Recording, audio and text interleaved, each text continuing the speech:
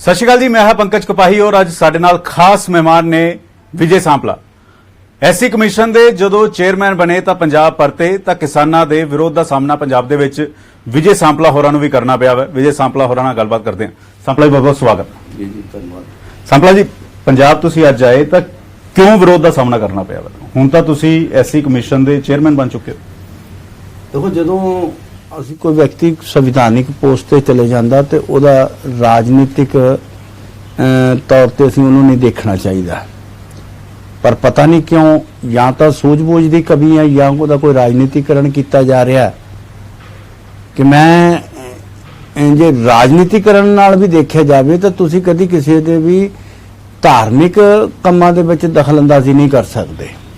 ਮੈਂ ਅਗਰ ਪਹਿਲਾਂ ਤਾਂ ਵੈਸੇ ਹੀ ਨਹੀਂ ਕੋਈ ਕਰ ਸਕਦੇ, पर जे धार्मिक दे किते मत्था टेकण जाण तो भी नहीं किते रोक सकते।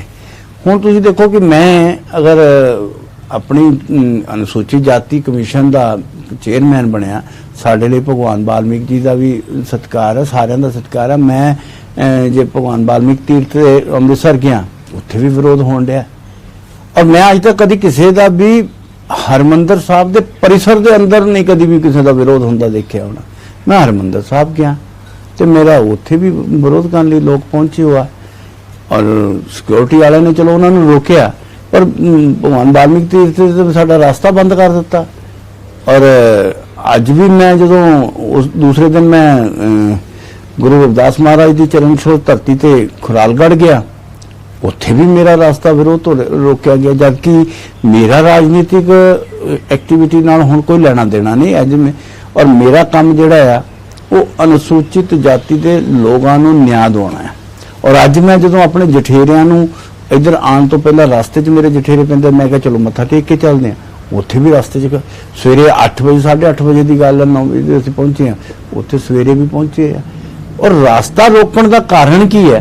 मेरा तो कोई राजनीतिकरण नहीं है, कारण नहीं हैगा, ना मैं उन्हों का संविधान उन्हों की कोई बिल के उत्ते अपनी कोई कमेंट दे सकता, ना मेरा उन्होंने कोई सवाल पूछने का मेरे को कोई अधिकार है। पर रास्ता रोक के ये दसना चाहते हैं कि भी मैं पंजाब दा विच हां कि मैं दलित समाज के हितों के लिए पिंडां च घूमना है और जिथे किते भी ऐसी कोई घटना हो जाएगी दलित समाज के नाल, उत्थे मेरा जाना बनता होएगा। पर इत्थे वो रास्ता रोक के किते ना किते मनां दे विच खौफपना पैदा करना चाहते और ये कह सकते हैं कि दलित आवाज़ नूं दबाउण दी कोशिश की जा रही है। और ये मैं कहांगा कि भी जिहड़े कर रहे सी, मैनूं उन्हां दी ना तां उन्हां दा रोकण दा कारण समझ आया ते ना ही उन्हां दे कोल कोई होर ऐसा व्यवस्था सी जिहदे करके वो रोक सकदे हुंदे। किसान लीडर विरोध इस करके कर रहे क्योंकि तुसीं भाजपा नाल जुड़े हो, भाजपा दे तुसीं मंत्री रह चुके हो, भाजपा दे तुसीं मैंबर पार्लीमेंट रह चुके हो, भाजपा दे तुसीं सूबा प्रधान रह चुके हो। जदों तक मैं भाजपा दा सी उस वेले तक मेरा घराव करदे सी, मैं कदी ये स्टेटमेंट नहीं दिंदा। पर अज तां मैं अनुसूचित जाति दे कमीशन दा चेयरमैन हां और मैं कोई पोलीटिकल स्टेटमेंट भी नहीं दे रहा, जो क्योंकि मैनूं मेरा अपना फर्ज पता है ਤੇ ਬਾਕੀਆਂ ਨੂੰ ਵੀ ਉਹਨਾਂ ਦੇ ਫਰਜ਼ ਪਤਾ ਹੋਣਾ ਚਾਹੀਦਾ। ਔਰ ਜੇ ਉੱਥੇ ਮੇਰਾ ਰਸਤਾ ਰੋਕਿਆ ਜਾ ਰਿਹਾ ਜਾਂ ਤਾਂ ਉਹਦੇ ਕਲੈਰੀਫਾਈ ਕਰਨ, ਉੱਥੇ ਦੀਆਂ ਜਥੇਬੰਦੀਆਂ ਜਿੰਨੇ ਵੀ ਕਿਸਾਨਾਂ ਦੀਆਂ ਜਥੇਬੰਦੀਆਂ ਉਹਨਾਂ ਦੇ ਪ੍ਰਧਾਨਾਂ ਨੂੰ ਵੀ ਮੈਂ ਕਹਾਂਗਾ ਕਿ ਉਹ ਇਹਦੇ ਤੇ ਸਪਸ਼ਟੀਕਰਨ ਦੇਣਗੇ।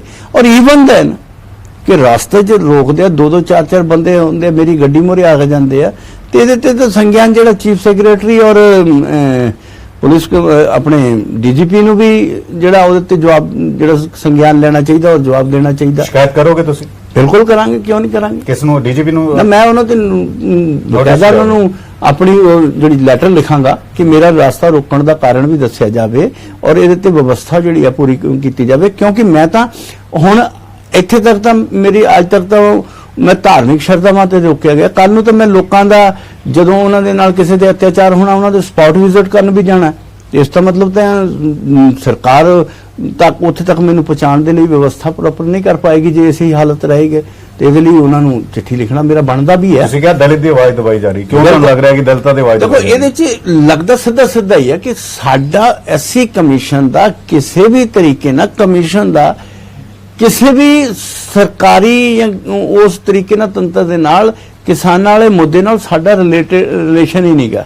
तो जो रिलेशन नहीं है तो साडा रास्ता लेकिन कल तक ਤੁਸੀਂ ਭਾਜਪਾ ਦੇ ਸੀ ਜਦੋਂ ਸੀ ਅੱਜ ਮੈਂ ਚੇਅਰਮੈਨ ਆ ਪਹਿਲਾਂ ਤੱਕ ਮੈਂ ਭਾਜਪਾ ਦਾ ਲੀਡਰ ਸੀ ਮੈਂ ਮੰਨ ਗਿਆ ਮੈਂ ਮੰਤਰੀ ਵੀ ਰਿਹਾ ਪੂਰਵ ਮੰਤਰੀ ਵੀ ਰਿਹਾ ਮੈਂ ਸੀ ਪਰ ਅੱਜ ਮੈਂ ਕਮਿਸ਼ਨ ਦਾ ਚੇਅਰਮੈਨ ਆ ਰਾਸਤਾ ਮੇਰਾ ਭਾਜਪਾ ਲੀਡਰ ਦਾ ਨਹੀਂ ਰੋਕਿਆ ਜਾ ਰਿਹਾ ਰਾਸਤਾ ਅਨੁਸੂਚਿਤ ਜਾਤੀ ਕਮਿਸ਼ਨ ਦੇ ਚੇਅਰਮੈਨ ਦਾ ਰੋਕਿਆ ਜਾ ਰਿਹਾ ਔਰ ਜਦੋਂ ਕਿ ਮੈਂ ਐਜ਼ ਏ ਕਮਿਸ਼ਨ ਦੇ ਚੇਅਰਮੈਨ ਜਾ ਰਿਹਾ ਜੇ ਮੈਂ ਕੋਈ ਪੋਲੀਟੀਕਲ ਕੋਈ ਸਟੇਟਮੈਂਟ ਦਵਾਂ ਤਾਂ ਉਹਦਾ ਮੇਰਾ ਕੋਈ ਵਿਰੋਧ ਸਮਝ ਸਕਦੇ ਆ ਪਰ ਉਹਦੇ ਵੀ ਵਿਰੋਧ ਦਾ ਕਰਨ ਦਾ ਅਧਿਕਾਰ ਨਹੀਂ ਉਹਨਾਂ ਕੋਲ ਸੋ ਮੈਂ ਇਸ ਕਰਕੇ ਕਹਾਂਗਾ ਕਿ ਜਿੰਨੀਆਂ ਵੀ ਕਿਸਾਨ ਜਥੇਬੰਦੀਆਂ ਉਹਨਾਂ ਨੂੰ ਇਹਦੇ ਤੇ ਸਪਸ਼ਟੀਕਰਨ ਦੇਣਾ ਚਾਹੀਦਾ ਕਿ ਮੇਰਾ ਰਾਸਤਾ ਰੋਕਣ ਦਾ ਕਾਰਨ ਦੱਸਣ ਉਹ ਨਹੀਂ ਹੈ ਤੇ ਫਿਰ ਦੇਖੋ ਗੱਲ ਸੁਣੋ ਕਿ ਸਖਤੀ ਅਸੀਂ ਕਰ ਵੀ ਸਕਦੇ ਹੁੰਦੇ ਪਰ ਕਿਉਂਕਿ ਸਾਡੀਆਂ ਅਸੀਂ ਭਾਈਚਾਰਕ ਸਾਂਝ ਨੂੰ ਮਜ਼ਬੂਤ ਕਰਨ ਦੇ ਵਿੱਚ ਇਹਦਾ ਸਾਡਾ ਰੋਲ ਅਦਾ ਹੋਣਾ ਚਾਹੀਦਾ ਕਮਿਸ਼ਨ ਕੋਈ ਐਕਸ਼ਨ ਲੈ ਸਕਦਾ ਹੈ ਐਕਸ਼ਨ ਅਸੀਂ ਬਹੁਤ ਚੀਫ ਸੈਕਟਰੀ ਤੇ ਲਿੱਤਾ ਜਾ ਸਕਦਾ ਡੀਜੀਪੀ ਤੇ ਲਿੱਤਾ ਜਾ ਸਕਦਾ ਐਕਸ਼ਨ ਲੈਣ ਦੇ ਲਈ ਅਲੱਗ ਤਰੀਕਿਆਂ ਚੀਜ਼ਾਂ ਉਹ ਲੈ ਜਾ ਸਕਦੇ ਆ ਸਭ ਕੁਝ ਹੋਇਆ ਜਾ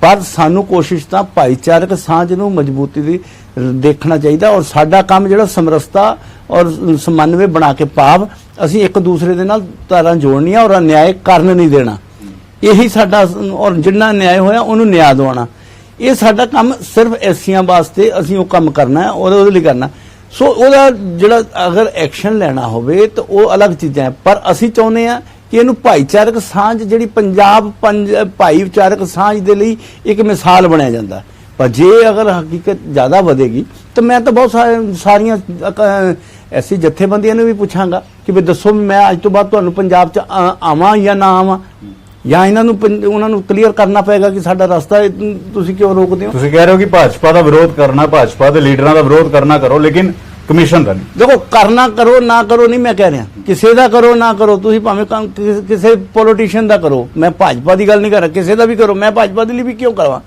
ਉਹ ਕਿਸੇ ਵੀ ਪੋਲੀਟੀਸ਼ੀਅਨ ਦਾ ਕਰਨਾ ਕਰੋ ਨਾ ਕਰੋ ਪਰ ਕਮਿਸ਼ਨ ਦਾ ਵਿਰੋਧ ਕਰਨ ਦਾ ਕੋਈ ਅਧਿਕਾਰ ਨਹੀਂ ਆ ਨਾ ਹੀ ਉਹਨਾਂ ਨੂੰ ਇਹਦੇ ਵਾਸਤੇ ਕਰਨਾ ਚਾਹੀਦਾ ਔਰ ਇਹਦੇ ਤੇ ਆਪਣੇ ਅਸੀਂ ਕਹਾਂਗੇ ਸਦਬੁੱਧੀ ਦਾ ਉਪਯੋਗ ਕਰਦੇ ਹੋਏ ਆਪਣਾ ਸਮਾਜ ਦੇ ਵਿੱਚ ਸਹੀ ਸੰਦੇਸ਼ ਦੇਣ ਦੀ ਕੋਸ਼ਿਸ਼ ਕਰਨੀ ਚਾਹੀਦੀ ਕਿਹਾ ਜਾ ਰਿਹਾ ਕਿ ਬੀਜੇਪੀ ਦੀ ਨਜ਼ਰ 2022 ਚ ਦਲਿਤ ਵੋਟ ਬੈਂਕ ਤੇ ਦੇਖੋ ਮੇਰਾ ਫਿਰ ਮੈਂ ਕਹਾਂਗਾ ਕਿ ਮੇਰਾ ਕੰਮ ਅਨੁਸੂਚਿਤ ਜਾਤੀ ਦੇ ਉੱਤੇ ਹੋਏ ਅਨਿਆਏ ਨੂੰ ਦੇਖਦੇ ਹੋ ਉਹਨਾਂ ਨੂੰ ਨਿਆਂ ਦਿਵਾਉਣਾ ਹੈ ਵੋਟ ਕਿਹਨੂੰ ਮਿਲੀ ਕਿਹਨੂੰ ਨਹੀਂ ਮਿਲੀ ਇਹ ਮੇਰਾ ਹਲੇ ਕੰਮ ਨਹੀਂ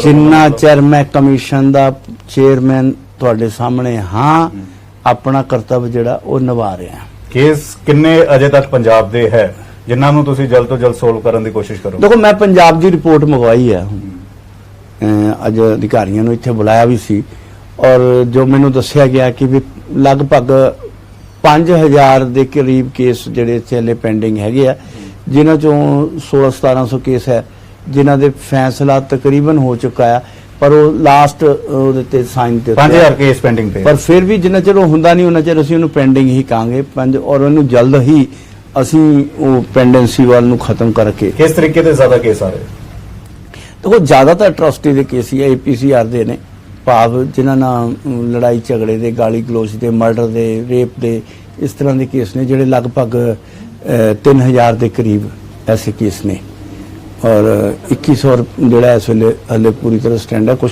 ਦੇ ਉੱਤੇ ਫੈਸਲਾ ਹੋਣਾ ਬਾਕੀ ਰਹਿ ਗਿਆ ਸਿਰਫ ਲਾਸਟ ਤੇ ਨੇ ਸੋ ਇਹਨੂੰ ਵੀ ਕਹਿ ਦਈਏ ਕਿ ਅਸੀਂ 3000 ਕੇਸ ਜਿਹੜਾ ਐਸਾ ਹੀ ਹੈ ਜਿਹੜਾ ਅਤਿਆਚਾਰ ਦੇ ਉੱਤੇ ਸਿੱਧੇ ਤੌਰ ਤੇ ਹੈ ਬਾਕੀ ਕੁਝ ਸਰਵਿਸ ਮੈਟਰ ਦੇ ਨੇ ਕੁਝ ਹੋਰ ਦੂਸਰੇ ਮੈਟਰ ਨੇ ਉਹਨਾਂ ਨੂੰ ਦੇਖ ਰਹੇ ਹਾਂ ਤੁਸੀਂ ਮੈਂ ਹੁਣੇ ਪ੍ਰੈਸ ਕਾਨਫਰੰਸ ਸੁਣ ਰਿਹਾ ਸੀ ਉਸ ਵਿੱਚ ਕਿਹਾ ਕਿ ਜਲਦੀ ਇੱਕ ਪੋਰਟਲ ਬਣਾ ਰਹੇ ਹਾਂ ਪੋਰਟਲ ਦਾ ਕੀ ਕੰਮ ਹੋਏਗਾ ਕਦੋਂ ਤੱਕ ਬਣੇਗਾ ਦੇਖੋ ਅਸੀਂ ਅਧਿਕਾਰੀਆਂ ਨਾਲ ਬੈਠ ਕੇ ਇੱਕ ਤੈਅ ਕੀਤਾ ਕਿ ਅਸੀਂ ਕਿਉਂਕਿ ਐਸਸੀ ਕਮਿਸ਼ਨ ਦੇ ਵਿੱਚ ਹਲੇ ਪੋਰਟਲ ਨਹੀਂ ਹੈ ਔਰ ਅੱਜ ਦੇ IT ਯੁੱਗ ਦੇ ਵਿੱਚ ਇਨਫੋਰਮੇਸ਼ਨ ਟੈਕਨੋਲੋਜੀ ਦਾ ਫਾਇਦਾ ਲੈਣਾ ਚਾਹੀਦਾ ਔਰ ਹਰੇਕ ਆਦਮੀ ਕਿਤੇ ਦੂਰ ਬੈਠਾ ਵੀ ਰਿਮੋਟ ਏਰੀਆ ਬੈਠਾ ਵੀ ਆਪਣੀ ਜਿਹੜੀ ਆ ਉਹ ਕੰਪਲੇਂਟ ਦੇ ਸਕੇ ਐਸਾ ਜਿਹੜੀ ਵਿਵਸਥਾ ਕਰਨ ਜਾ ਰਹੇ ਹਾਂ ਤਾਂ ਕਿ ਉਹ ਪੋਰਟਲ ਦੇ ਉੱਤੇ ਆਪਣੀ ਕੰਪਲੇਂਟ ਦੇ ਸਕੇ ਔਰ ਉਹ ਚਾਹੇ ਲਿਖਤੀ ਰੂਪ ਚ ਦੇਵੇ ਜਾਂ ਫਾਈਲ ਅਟੈਚ ਕਰਕੇ ਵੀ ਦੇਵੇ ਔਰ ਨਾਲ ਉਹ ਵਾਇਸ ਮੈਸੇਜ ਵੀ ਰਿਕਾਰਡ ਕਰ ਸਕਦਾ ਤੇ ਵੀਡੀਓ ਰਾਹੀਂ ਵੀ ਉਹ ਆਪਣਾ ਸੰਦੇਸ਼ ਦੇ ਸਕਦਾ ਔਰ ਕੋਈ ਉਹਨਾਂ ਕੋਲ ਐਵੀਡੈਂਸ ਜਿਹੜੀ ਕੋਈ ਵੀਡੀਓ ਵਗੈਰਾ ਵੀ ਹੈਗੀ ਉਹ ਵੀ ਪਾ ਸਕੇ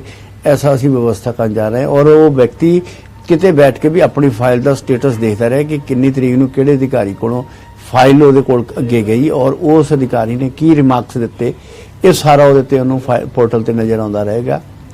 ਔਰ ਇਹਦੇ ਚ ਮੈਂ ਇੱਕ ਚੀਜ਼ ਮੈਂ ਤੁਹਾਨੂੰ ਹੋਰ ਧਿਆਨ ਚ ਲਿਆ ਦਿਆਂ ਕਿ ਇਸ ਪੋਰਟਲ ਨੂੰ ਕਿਉਂਕਿ ਬਹੁਤ ਸਾਰੀ ਜਗ੍ਹਾ ਦੇ ਉੱਤੇ ਇੰਟਰਨੈਟ ਸੁਵਿਧਾ ਵੀ ਹੋਏਗੀ ਪਰ ਸਾਰਿਆਂ ਕੋ ਆਪਰੇਟ ਕਰਨ ਦੀ ਸੁਵਿਧਾ ਨਹੀਂ ਹੋਏਗੀ। ਅਸੀਂ ਇਹਨਾਂ ਨੂੰ ਭਵਿੱਖ ਦੇ ਵਿੱਚ ਸੁਵਿਧਾ ਸੈਂਟਰਾਂ ਨਾਲ ਜੋੜਨ ਦੀ ਵੀ ਯੋਜਨਾ ਬਣਾ ਰਹੇ ਹਾਂ ਜਿਹਦੇ ਚ ਉਹ ਕਿਉਂਕਿ ਸੁਵਿਧਾ ਸੈਂਟਰ ਸਾਰੇ ਕੁਝ ਨਾ ਕੁਝ ਫੀਸ ਲੈ ਕੇ ਕੰਮ ਕਰਦੇ ਨੇ ਤਾਂ ਉਹ ਨੋਮੀਨਲ ਫੀਸ ਲੈ ਕੇ ਉਹਨਾਂ ਨੂੰ ਇਹ ਸੇਵਾ ਦੇ ਸਕਣ ਐਸੀ ਵਿਵਸਥਾ ਵੀ ਉਦੋਂ ਬਾਅਦ ਚ ਕਰਾਂਗੇ। ਪੰਜਾਬ 'ਚ ਐਸਸੀ ਸਟੂਡੈਂਟ ਦੇ ਨਾਲ ਬਹੁਤ ਸਾਰਾ ਖਿਲਵਾੜ ਹੋ ਰਿਹਾ, ਡਿਗਰੀਆਂ ਨਹੀਂ ਮਿਲ ਪਾ ਰਹੀਆਂ। ਲਗਾਤਾਰ ਕਿਹਾ ਗਿਆ ਕਿ ਕਥਿਤ ਤੌਰ ਤੇ ਸਕੈਮ ਹੋਇਆ। ਤੁਸੀਂ ਉਸ ਮਹਿਕਮੇ ਦੇ ਨਾਲ ਜੁੜੇ ਵੀ ਰਹੇ, ਤੁਸੀਂ ਮੰਤਰੀ ਵੀ ਰਹੇ, ਕੋਈ ਸਕੈਮ ਹੋਇਆ ਸੀ ਜਾਂ ਕੇਂਦਰ ਸਰਕਾਰ ਕੋਈ ਐਕਸ਼ਨ ਲੈ ਰਹੀ ਸੀ ਜਾਂ ਫਿਰ ਜਿਹੜੇ ਸਟੂਡੈਂਟ ਨੂੰ ਡਿਗਰੀਆਂ ਨਹੀਂ ਮਿਲ ਰਹੀਆਂ, ਜਿਹੜੇ ਸਟੂਡੈਂਟ ਨੂੰ ਐਡਮਿਸ਼ਨ ਨਹੀਂ ਮਿਲ ਰਹੀ, ਉਸ ਤੇ ਹੁਣ ਤੁਹਾਡਾ ਮਹਿਕਮਾ ਕੀ ਕਰੇ? ਦੇਖੋ ਸਕੈਮ ਦੇ ਉੱਤੇ ਤਾਂ ਬੜਾ ਚਰਚਾ ਰਿਹਾ, ਇਹ ਤਾਂ ਤੁਸੀਂ ਸਾਰੇ ਜਾਣਦੇ ਹੋ। ਜਿੱਥੇ ਤੱਕ ਅਸੀਂ ਆਪਣੇ ਅਧਿਕਾਰੀਆਂ ਨੂੰ ਕਿਹਾ ਦੀ ਰਿਪੋਰਟ ਦੁਆਰਾ ਆਫੀਸ਼ੀਅਲੀ ਰਿਪੋਰਟ ਅਸੀਂ ਮੰਗਾਈ ਹੈ ਕਿਸੇ ਦੀ ਸਕੈਮ ਦੀ ਰਿਪੋਰਟ ਇਸ ਪੋਸਟ ਮੈਟ੍ਰਿਕ ਸਕਾਲਰਸ਼ਿਪ ਦੀ। ਔਰ ਇੱਕ ਮੈਂ ਚੀਜ਼ ਕਲੀਅਰ ਕਰਦੇ ਹਾਂ ਕਿ ਬਹੁਤ ਸਾਰੀਆਂ ਸਾਨੂੰ ਸੂਚਨਾਵਾਂ ਮਿਲਦੀਆਂ ਕਿ ਜੀ ਉਹ ਐਡਮਿਸ਼ਨ ਫਲਾਂ ਕਾਲਜ 'ਚ ਸਾਨੂੰ ਇਸ ਕਰਕੇ ਨਹੀਂ ਦਿੱਤੀ ਜਾ ਰਹੀ, ਫੀਸ ਕਰਕੇ, ਜਾਂ ਜਿਹੜੇ ਪਾਸ ਆਊਟ ਹੋ ਚੁੱਕੇ ਡਿਗਰੀਆਂ ਨਹੀਂ ਦਿੱਤੀਆਂ ਜਾ ਰਹੀਆਂ। ਤੇ ਮੈਂ ਤੁਹਾਡੇ ਮਾਧਿਅਮ ਨੂੰ ਸਾਰਿਆਂ ਨੂੰ ਦੱਸਣਾ ਚਾਹਾਂਗਾ ਕਿ ਕੋਈ ਵੀ ਪ੍ਰਾਈਵੇਟ ਹੋਵੇ ਜਾਂ ਸਰਕਾਰੀ ਕਾਲਜ ਹੋਵੇ ਉਹ ਕਿਸੇ ਦੀ ਵੀ ਐਡਮਿਸ਼ਨ ਨਹੀਂ ਰੋਕ ਸਕਦਾ ਕਿਉਂਕਿ ਐਜ਼ ਪਰ ਦਾ ਪਾਲਿਸੀ ਉਹਨਾਂ ਨੂੰ ਐਡਮਿਸ਼ਨ ਦੇਣੀ ਹੀ ਹੋਏਗੀ। ਅਗਰ ਕਿਤੇ ਐਡਮਿਸ਼ਨ ਰੁਕਦੀ ਹੈ ਐਕਸ਼ਨ ਲੋਗੇ ਉਸ ਮੈਂ ਕਾਲਜ ਤੇ ਲੋਗੇ? ਮੈਂ ਪਹਿਲਾਂ ਉਹ ਵੀ ਦੱਸਦਾ ਹਾਂ। ਔਰ ਨਾਲ ਜਿਹੜੇ ਪਾਸ ਆਊਟ ਹੋ ਚੁੱਕੇ ਨੇ ਉਹ ਕਿਸੇ ਦੀ ਵੀ ਡਿਗਰੀ ਰੋਕਣ ਦਾ ਅਧਿਕਾਰ ਕਿਸੇ ਵੀ ਯੂਨੀਵਰਸਿਟੀ ਜਾਂ ਕਿਸੇ ਵੀ ਕਾਲਜ ਕੋਲ ਨਹੀਂ ਹੋਏਗਾ ਜਿਹੜੇ ਪਾਸ ਹੋ ਚੁੱਕੇ, ਜਿਨ੍ਹਾਂ ਦਾ ਰਿਜ਼ਲਟ ਆ ਚੁੱਕਾ ਹੈ। ਇਹਨਾਂ ਦੋਨਾਂ ਚੀਜ਼ਾਂ ਨੂੰ ਇੰਪਲੀਮੈਂਟ ਕਰਾਉਣਾ ਕਿ ਐਡਮਿਸ਼ਨ ਵੀ ਹੋਵੇ ਔਰ ਜਿਹੜਾ ਡਿਗਰੀਆਂ ਵੀ ਉਹਨਾਂ ਨੂੰ ਜਿਹੜੀਆਂ ਮਿਲਣ, ਉਸ ਜਿਹੜਾ ਅਧਿਕਾਰ ਹੈ ਉਹ ਜ਼ਿੰਮੇਵਾਰੀ ਰਿਸਪੌਂਸਿਬਿਲਟੀ ਉਹ ਸੂਬਾ ਸਰਕਾਰਾਂ ਦੀ ਹੈ ਔਰ ਸੂਬਾ ਸਰਕਾਰਾਂ ਦੇ ਮਾਧਿਅਮ ਦੇ ਨਾਲ ਜ਼ਿਲ੍ਹਾ ਪ੍ਰਸ਼ਾਸਨਾਂ ਦੀ ਹੋਏਗੀ। ਸੋ ਮੈਂ ਇਹ ਪੰਜਾਬ ਦੇ ਕੇਸ ਦੀ ਤੁਸੀਂ ਗੱਲ ਕਰਦੇ ਆ ਪਰ ਮੈਂ ਇਹ ਸਾਰੇ ਸੂਬਿਆਂ ਦੀ ਅਗਰ ਪੰਜਾਬ 'ਚ ਨਹੀਂ ਮਿਲਦੀਆਂ ਪਈਆਂ ਤੁਹਾਡੇ ਕੋਲ, ਤੁਹਾਨੂੰ ਪਤਾ ਤੇ ਉੱਥੇ ਐਕਸ਼ਨ ਕੀ ਲਏਗਾ ਤੁਹਾਡਾ? ਮੈਂ ਕਹਿੰਦਾ ਕਿ ਉਹ ਨਹੀਂ ਰੋਕ ਸਕਦੇ, ਉਹ ਸੂਬਾ ਸਰਕਾਰ ਦੀ ਰਿਸਪੌਂਸਿਬਿਲਟੀ ਹੈ ਐਜ਼ ਪਰ ਦਾ ਪਾਲਿਸੀ ਕਿ ਉਹ ਉਹਨਾਂ ਬੱਚਿਆਂ ਨੂੰ ਡਿਗਰੀ ਲੈ ਕੇ ਦੇਵੇ।